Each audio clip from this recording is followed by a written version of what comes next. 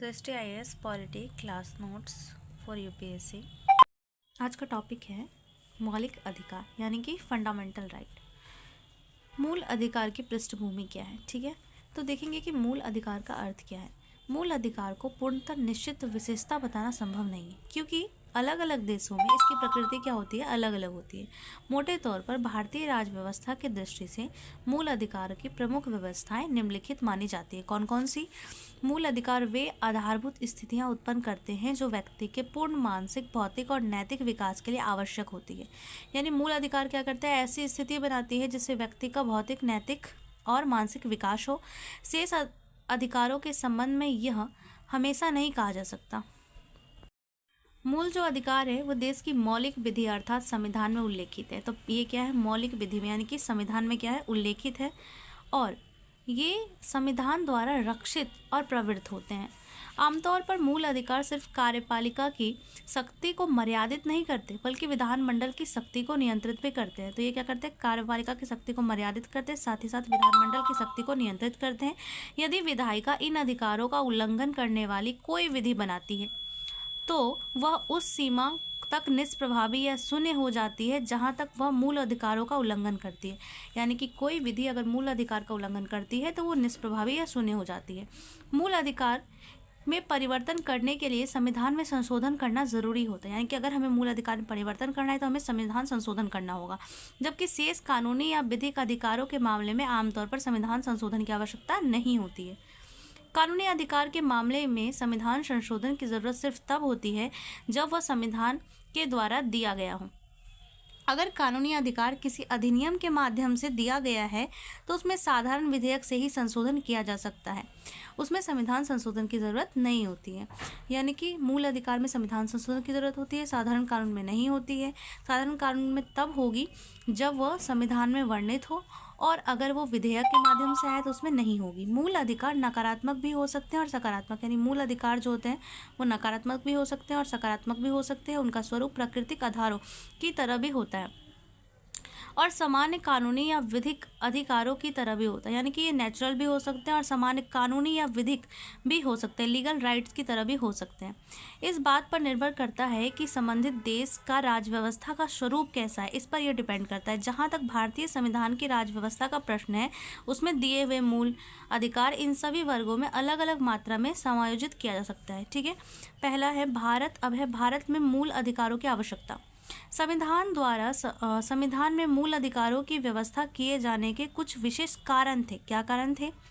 जैसे भारत की अधिकांश जनता निरक्षर होने के कारण अपने राजनीतिक हितों और अधिकार को नहीं समझती है, इसीलिए यह खतरा लगातार विद्यमान था कि कहीं राज्य उसके मूल अधिकारों का हनन न करते, ठीक है।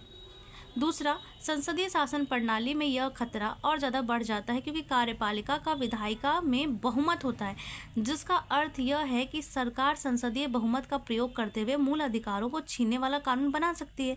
तो इसलिए भी मूल अधिकार जो है वह आना आवश्यक था, ठीक है। उसके बाद है भारत में धार्मिक और नस्लीय वैविध्य काफ़ी ज़्यादा है तथा अल्पसंख्यक वर्ग अपनी कम जनसंख्या के कारण सरकार के निर्माण में प्रायः कमज़ोर सिद्ध होते हैं। अल्पसंख्यक वर्ग हमेशा कम होते हैं तो कमज़ोर सिद्ध होते हैं। ये खतरा भी महसूस किया जा रहा था कि यदि बहुसंख्यक लोग किसी एक संप्रदायवादी दल के पक्ष में आ जाएं तो उस दल की सरकार विभेदकारी कानून बना सकती है। बहुमत को ऐसी तानाशाही से अल्पसंख्यकों को सुरक्षा प्रदान करने के लिए भी मूल अधिकारों की ज़रूरत थी। उसके बाद भारत में संघात्मक पद्धति को स्वीकार किया गया था तथा यह संभावना अपनी जगह कायम थी कि कहाँ किसी प्रांत की सरकार नागरिकों के अधिकार ना छीनने लगे। इस संभावना को दूर करने का उपाय यही था कि संविधान में ही मूल अधिकारों की गारंटी दे दी जाए और राज्य सरकारें संविधान में से बंदी हो तो क्या होगा, फिर वो नहीं तोड़ सकती है। अब मूल अधिकारों की घोषणा करने की ज़रूरत इसलिए भी थी कि जनता को यह बोध हो जाए कि अब किसी भी व्यक्ति के पास विशेषाधिकार नहीं है और सभी भारतीय नागरिक विधि के समान है, समक्ष समान है, ठीक है। भारतीय समाज में दलित, आदिवासी और स्त्री सहित कई ऐसे वर्ग थे जो लंबे समय से वर्चस्वशाली वर्गों के हाथों से दमन शोषण का शिकार हो रहे थे। ऐसे वर्ग को मुख्य धारा में लाने के लिए, ऐसे वर्ग यानी पिछड़े वर्ग को मुख्य धारा में लाने के लिए भी मूल अधिकारों की व्यवस्था करना जरूरी था। गौरतलब है कि डॉक्टर अम्बेडकर ने या अन्य कई नेता ने इन वर्गों को मुख्य धारा में लाने के लिए प्रयत्नशील रहे। तो इसके क्या क्या कारण हो गए यहाँ पे देख सकते हैं कौन कौन से कारण थे। तो पहला कारण था कि अधिकांश जनता निरक्षर है, अपने अधिकार पता नहीं है, तो उन्हें अधिकार मिल सके, हनन ना हो। संसदीय प्रणाली में जैसे कार्यपालिका का जो है बहुमत है, तो वो गलत कानून ना बनाए।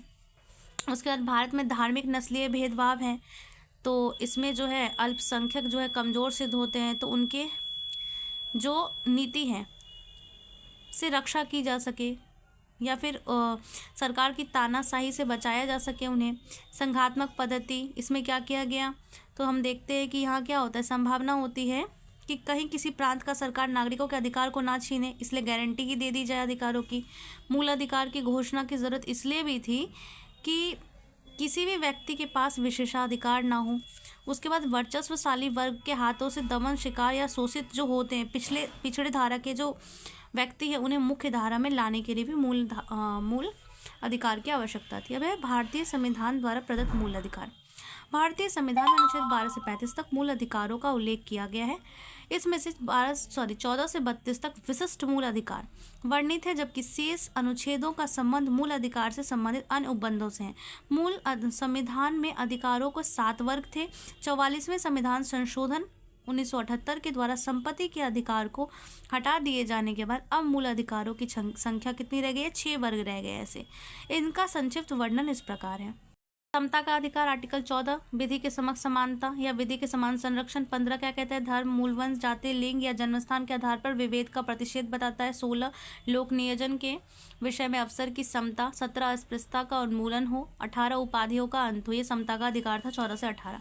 उसके बाद आर्टिकल 19 कहता है अभिव्यक्ति की स्वतंत्रता सहित अधिकार, भाषण, अभिव्यक्ति, शांतिपूर्ण सम्मेलन, संघ, संगठन, सहकारी समिति बनाने का अधिकार, भारत में कहीं भी आवास संचरण का अधिकार, भारत में कहीं भी निवास करने का, कोई वृत्ति या व्यापार आदि करने का अधिकार। आर्टिकल 20 अपराधों के लिए दोष सिद्धि से संबंध में संरक्षण। 21 प्राण एवं दैहिक स्वतंत्रता का अधिकार। 21 को प्राथमिक शिक्षा यानी 6 से 14 वर्ष की आयु तक का अधिकार। और आर्टिकल 22 कुछ दशाओं में गिरफ्तारी और निरोध से संरक्षण है। ठीक है, तीसरा जो ग्रुप है वो है शोषण के विरुद्ध अधिकार। यह 23 से 24 है। 23 में है मानव के दुर्व्यापार, बालाश्रम तथा बेगार का प्रतिषेध यानी कि बालाश्रम और बेगार नहीं होगा, दुर्व्यापार नहीं करना है। 24 आर्टिकल 24 कारखाने आदि में बच्चों के नियोजन से प्रतिषेध। धर्म की स्वतंत्रता का अधिकार आर्टिकल 25 से 28 है। 25 कहता है अंतःकरण की स्वतंत्रता और धर्म को आबाद रूप से मान्य, आचरण और प्रचार करने की स्वतंत्रता। 26 धार्मिक कार्यों के प्रबंधन की स्वतंत्रता। 27 किसी धर्म की अभिवृद्धि के लिए कर नहीं देने की स्वतंत्रता। और 28 कुछ शिक्षण संस्थानों में धार्मिक शिक्षा या धार्मिक उपासना में उपस्थित होने की स्वतंत्रता। 5वां जो पार्ट है वो संस्कृति और शिक्षा संबंधित अधिकार है, जिसमें 29 है भाषा, लिपि, संस्कृति को बनाए रखने का अधिकार। और 30 कहता है शिक्षण संस्थानों की स्थापना और प्रशासन में अल्पसंख्यक वर्गों का अधिकार। 6 संवैधानिक उपचारों का अधिकार आर्टिकल नंबर 32 संवैधानिक उपचारों के अधिकार की बात करता है। इन अधिकारों के अलावा भी संविधान में भाग 3 में शामिल शेष जो अनुच्छेद हैं वो इसके परिचय इस प्रकार है। आर्टिकल 12 क्या कहता है, संविधान के भाग 3 में प्रयोजन के लिए राज्य की परिभाषा दी गई है। आर्टिकल 13 संविधान के पूर्व और संविधान के पश्चात निर्मित अन्य विधियों से मूल अधिकारों की सुरक्षा की गारंटी।